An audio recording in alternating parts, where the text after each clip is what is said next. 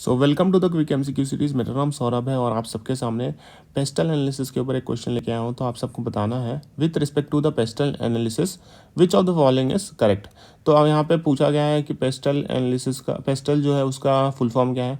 तो पी मतलब क्या stand, P stand for political, E stand for economics, S stand for social, T for technology, L stand for legal and E stand for environment.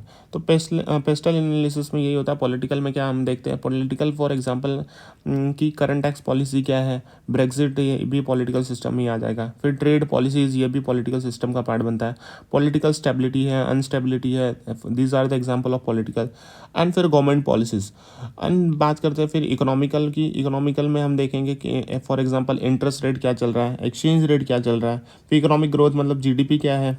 फिर हम interest rate भी check करते हैं, inflation rate तो हम check ही करते हैं, interest rate भी चेक करते हैं। डिस्पोजेबल इनकम कितना है, अनएम्प्लॉयमेंट रेट कितना है कंट्री में, वो भी देखा जाता है इकोनॉमिकल एनालिसिस में। एंड फिर सोशल एनालिसिस की बात करते हैं कि लाइफस्टाइल एटीट्यूड क्या है, कि जो लोग हैं उनकी लाइफस्टाइल एटीट्यूड कैसा है, कल्चरल बैरियर तो नहीं है। फिर पॉपुलेशन कितना ग्रो हो रहा है, पॉपुलेशन कम ग्रो हो रहा है, ज़्यादा ग्रो हो रहा है। फिर पॉपुलेशन एज वाइज कितना है, कि हेल्दी पॉपुलेशन है, फिर कितना मतलब नंबर ऑफ कौन से एज ग्रुप वाली पॉपुलेशन ज़्यादा है। फिर हेल्थ कॉन्शियसनेस, ये एक बात हो गई। फिर टारगेट डेमोग्राफिक्स, कि हम टारगेट क्या कर रहे हैं, डेमोग्राफीज में क्या बदलाव चाहते हैं। These are the part of a social analysis.